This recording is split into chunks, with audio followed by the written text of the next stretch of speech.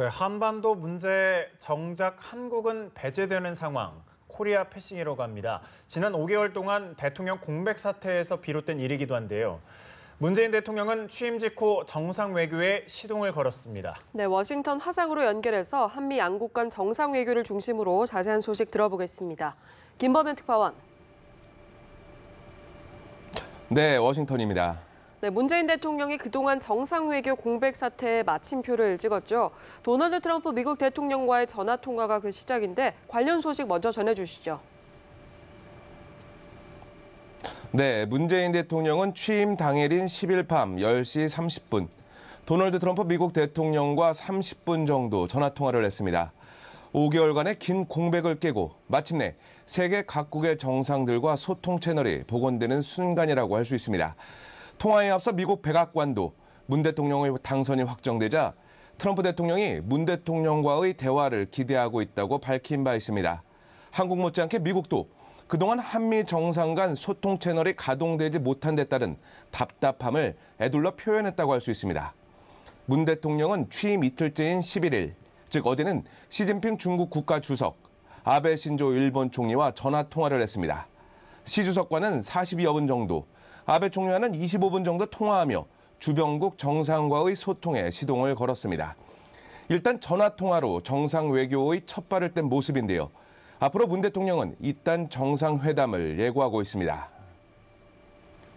네, 북한의 핵과 미사일 위협이 갈수록 커지고 있는 만큼 아무래도 한미동맹의 정상, 즉 문재인 대통령과 트럼프 미국 대통령이 언제 처음으로 대면할지에 관심이 모아지는데 언제쯤 두 정상이 만나게 될까요?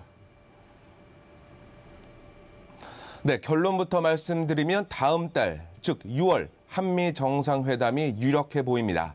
문 대통령과 트럼프 대통령은 전화통화에서 한미 정상회담을 서둘러 갖지 않은 데 의견을 함께했습니다.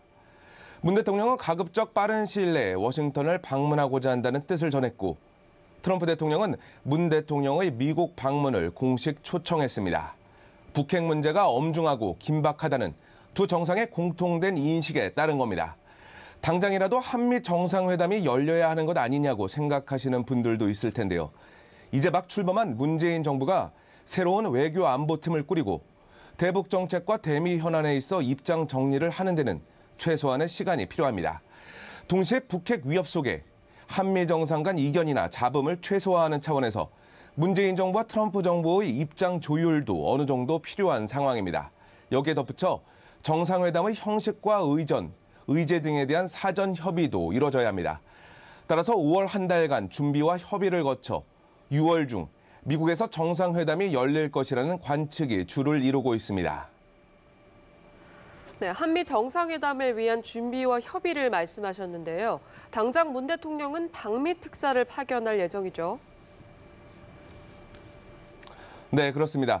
문 대통령은 트럼프 대통령과의 통화에서 이른 시일 안에 특사를 미국에 파견하겠다고 밝힌 상태입니다. 오늘 중 미국 특사는 물론 중국과 일본, 러시아 등 이른바 한반도 주변 4강에 보낼 특사 인선 결과가 발표가 있을 것이라는 관측도 나오고 있는데요. 이렇게 특사단이 정해지면 미국행을 서두를 것으로 보입니다. 특사단은 미국을 찾아 아무래도 첫 한미 정상회담에 대한 협의에 집중할 것으로 보입니다.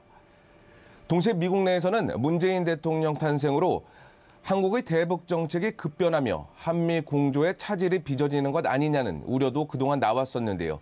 이런 우려를 불식하는 데도 주력할 것으로 보입니다. 문 대통령만 특사를 보내는 게 아닙니다. 트럼프 대통령 역시 문 대통령과의 통화에서 조만간 고위 자문단을 한국에 보내 문 대통령의 방미 문제를 협의하도록 하겠다고 밝힌 상태입니다.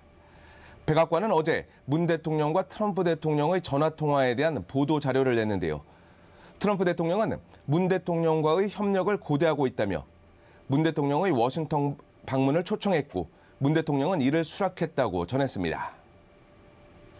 네, 말씀하신 것처럼 이제 곧 한미 정상회담이 열린다고 해도 과언이 아닐 텐데 문 대통령과 트럼프 대통령 두 정상이 머리를 맞대야 할 현안이 한두 가지가 아니죠. 네, 그렇습니다. 두 정상 간 정상회담 테이블 위에 오를 첫 번째 의제로는 단연 북한의 핵과 미사일 위협입니다. 두 정상이 구체적인 북핵 해법을 모색한다는 건데요.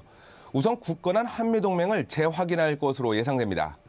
당장 문 대통령은 한미동맹은 외교안보 정책의 근간이라고 평가했고 트럼프 대통령은 위대한 동맹 관계라고 표현했습니다. 즉, 한미동맹을 바탕으로 북한을 비핵화의 길로 나오도록 하는 한미 공조 방안을 집중적으로 모색할 것으로 보입니다. 다만 두 정상 앞에는 갈등 현안도 놓여 있습니다. 우선 사드 비용을 꼽을 수 있습니다. 트럼프 대통령이 최근 한국이 사드 배치 비용 10억 달러를 부담해야 한다는 입장을 밝힌 데 따른 겁니다. 이에 대해 문 대통령은 대선 기간에 국회에서 살펴봐야 한다는 입장을 내놓은 바 있고 취임사에서 진지한 협상을 하겠다고 밝힌 상태입니다. 트럼프 대통령이 사드를 넘어 적정 몫의 방위비 부담을 한국에 요구할 수도 있습니다. 또 다른 갈등 현안은 이제 시행된 지 5년이 된 한미 FTA입니다. 역시 트럼프 대통령이 한미 FTA의 재협상 내지 종료를 언급한 데 따른 건데요. 문 대통령은 그동안 한미 FTA와 관련해 국익을 지켜낸다는 취지의 입장을 밝힌 바 있습니다. 북한의 위협에 철통 같은 방해 공약을 내세우면서도 안보 비용 청구서를 한국에 제시하고 있는 트럼프 대통령인데요. 이에 대해서 문 대통령이 어떤 답을 내놓을지 주목됩니다. 네, 문 대통령과 트럼프 대통령의 첫 대면인 만큼 정상회담의 형식도 관심인데요. 의전이나 형식 좀 알려진 게 있습니까? 네, 말씀하신 한미 정상회담의 형식은 한국 측의 특사, 그리고 미국 측의 고위자문단 등의 교류가 있은 뒤에나 조금씩 윤곽이 나올 것으로 보입니다. 문 대통령의 미국 방문이 기정사실화되는 가운데 미국 어디서 정상회담을 할지 여러 가능성을 짚어볼 수 있는데요. 앞서 일본의 아베 총리는 백악관에서의 정상회담 직후 겨울 백악관으로 불리는 트럼프 대통령 소유 플로리다주 마라라고 리조트를 찾았고 시진핑 중국 국가주석은 같은 마라라고 리조트에서 정상회담을 했습니다. 따라서 마라라고와 같이 문 대통령과 트럼프 대통령 두 정상이 친분을 쌓을 수 있는 상징적인 장소가 선택되는 것 아니냐는 전망도 나올 수 있습니다. 다만 북핵이라는 긴박한 현안을 다룬다는 점에서 철저히 실무 중심의 정상회담이 될 수도 있습니다. 이 경우 통상 그랬듯이 워싱턴 DC에 위치한 백악관에서 두 정상 간 첫 대면이 이뤄질 수도 있습니다. 트럼프 대통령은 문 대통령에게 충분한 예우를 갖춰 환영하겠다며 두 사람의 대선 승리를 같이 축하하자고 말하기도 했습니다. 지금까지 워싱턴에서 전해드렸습니다.